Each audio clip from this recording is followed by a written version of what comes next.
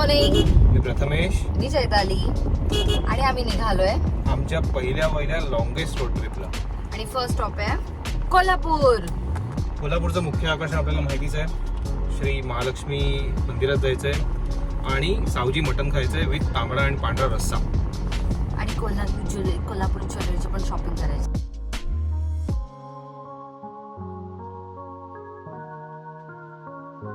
हे बघा इथे वरती एक्सप्रेस हायवे चाललाय आणि यावेळेला आम्ही थोडा वेगळा रूट घेतलाय कारण एक्सप्रेस हायवेवर ट्रॅफिक दाखवत होतं. त्यामुळे आम्ही जुना मुंबई पुणे हायवेने प्रवास करायला ठरवलं.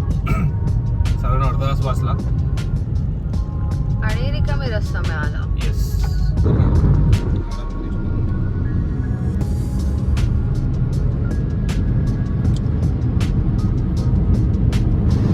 साधारण 9-9:30 वाजले. आम्ही पुणे आणि साताऱ्याच्या मध्ये आहोत आणि विठ्ठल कामतला ब्रेकफास्टसाठी थांबलो आहे. नाश्ता चांगला होता, वॉटर क्लीन होते, छान वाटलं. आता पुढे कोल्हापूरसाठी निघतो.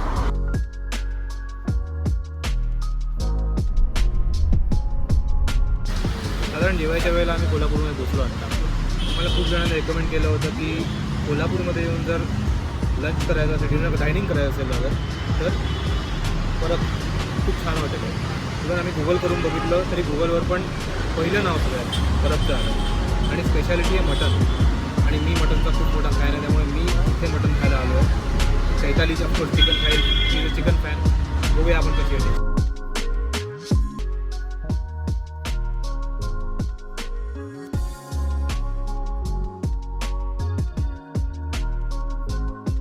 आता मी जेवून येतोय इथून. एक मटन थाली आणि एक चिकन थाली. सुंदर, अप्रतिम जेवण, अप्रतिम. असं मटण आम्हाला मुंबईमध्ये नाही मिळालं. तर चिकनही तिला नसेल मिळालं मुंबईमध्ये. मे बी खूप सुंदर. डेफिनेटली इथे या. कोल्हापुरात आलात तर नक्की या. इथे खूप सुंदर जेवण आहे.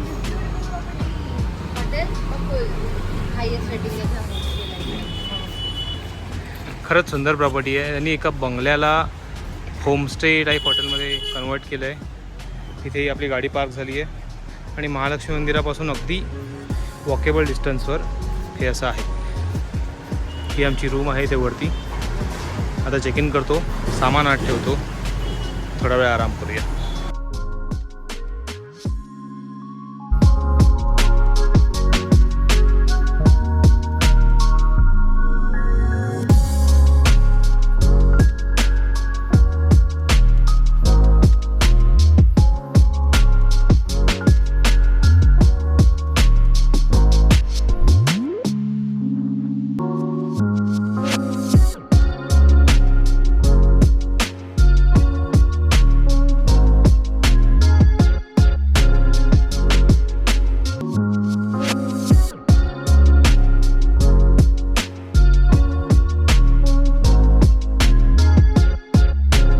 मी इथे खाऊगळीमध्ये आलेलो आहोत.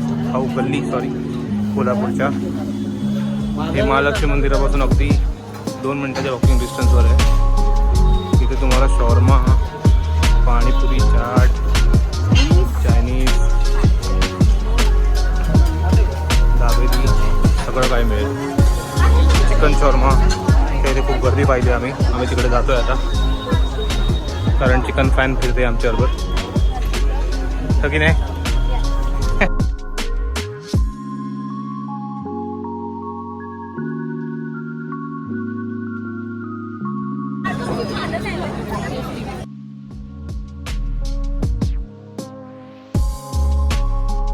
तर आम्ही आता देवळातून दर्शन घेऊन आलो दोघेही. खूप सुंदर दर्शन झालं.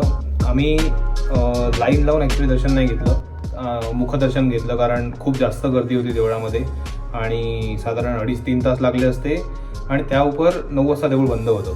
तर म्हटलं ठीक आहे, आपण मुखदर्शन घेऊ. उलट त्यानिमित्ताने आमचं 3 वेळा दर्शन झालं. प्रसाद पण मिळाला. राईट. आणि दुसरी गोष्ट अशी की आम्ही जेव्हा ओटी शोधत होतो देवीसाठी तेव्हा काही जणांनी आम्हाला अप्रोच केलं की तुम्ही 9 वारी किंवा 6 वारी साडी घ्या, आमच्याकडून ओटी घ्या आणि आम्ही तुम्हाला लाईन स्किप करून डायरेक्ट गाभाऱ्यात नेतो.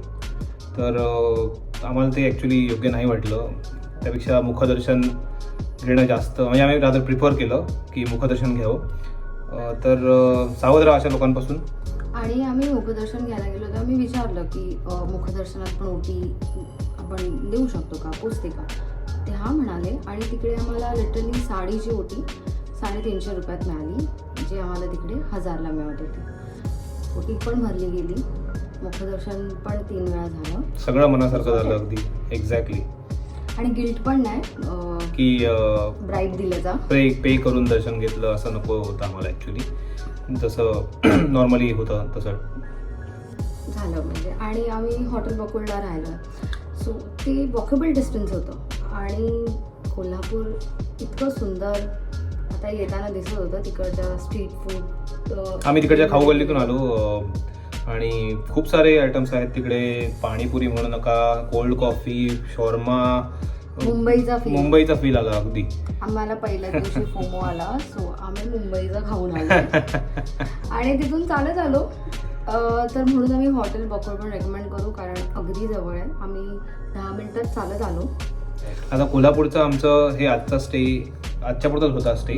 आता आम्ही उद्या नेक्स्ट डेस्टिनेशनसाठी निघतोय आणि ते आहे गोकर्ण. आमची ॲनिव्हर्सरी असल्यामुळे आम्ही गोकर्ण ट्रिप प्लॅन केली आहे. Beach birds. तर तेही इकडचे ब्लॉग्स तुम्हाला दिसतीलच लवकरच. भेटूया उद्या.